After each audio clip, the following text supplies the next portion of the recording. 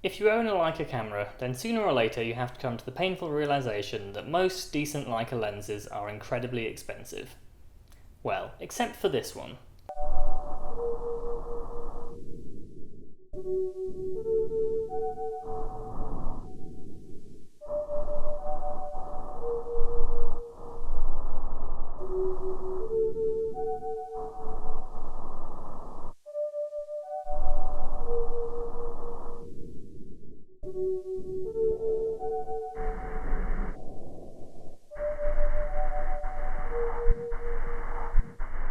When I finally worked up the courage to part with one of my kidneys and purchase my Leica M2, I knew that my budget wouldn't stretch to something like a 35mm Summicron, or even to a lowly Voigtlander. Consoling myself with my newfound status as a real Leica-owning photographer, I decided to buy a cheap Chinese lens until I could afford some serious Leica glass. 1 year later, and it's my most used lens.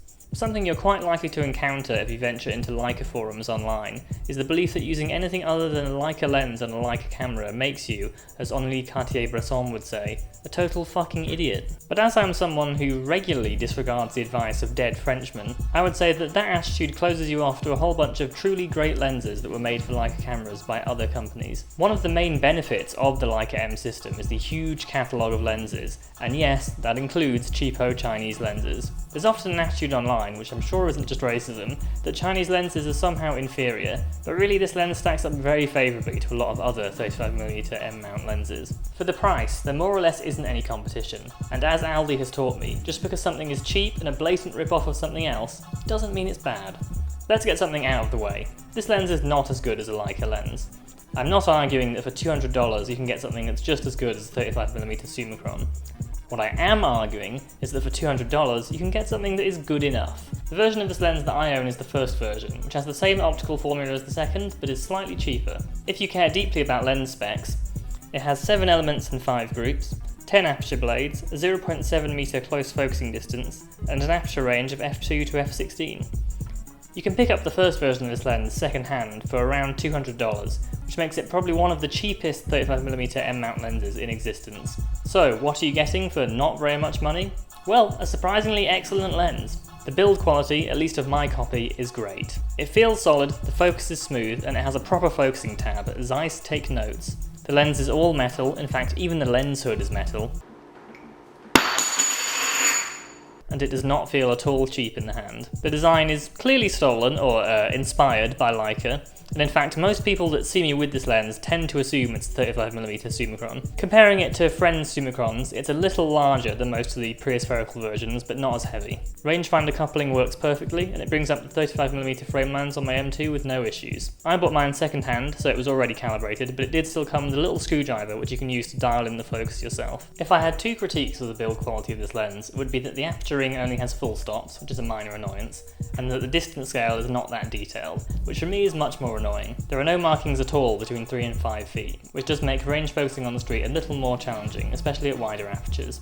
Or at least, that's what I tell myself when all my shots come back out of focus. Now for what really convinced me to buy this lens, the optical performance. Or to be more specific, this article on Japan Camera Hunter where they compared it to a 35mm Summicron spherical. I'll link the article below, but at least for me, on a 4K display, I could just barely tell the difference between the two lenses, and even then only really by looking at corner sharpness. Maybe my eyes are terrible, but I'm not a pixel or a grain peeper. The Summicron to me looks slightly better, but for more than 10 times the price. Personally, I'd far rather spend $2,000 on film or a trip somewhere than micro contrast and corner sharpness. The 7artisans lens may lose out on sharpness, but it handily beats the Leica on price. What the 7artisans lens does have, which is very rare, is a sonar optical formula in a 35mm M-mount lens. This produces a nice soft focus look wide open, which I really like for portraits. Stopped down, it's more than sharp enough for street shooting, which is how I use it most of the time. The one caveat I'll give to my love of this lens is that I much prefer how it looks on film to digital. Something about shooting digital makes me less inclined to use character lenses like this, so if, unlike me, you've joined the 21st century, this lens might not be for you. To date, this is still the only lens that I own for my Leica M2, and I really have no plans to replace it anytime soon. I know, famous last words, but it really does do everything that I need. As a mostly street photographer, it's not often that I'm shooting at an aperture wider than 5.6, and this lens is plenty sharp when stopped down. So if you're looking at Summicrons and Zeiss Bygons and Voigtlander Ultrons, maybe save yourself some money and buy the 7artisans instead. And no, I have no idea what DJ Optical means either.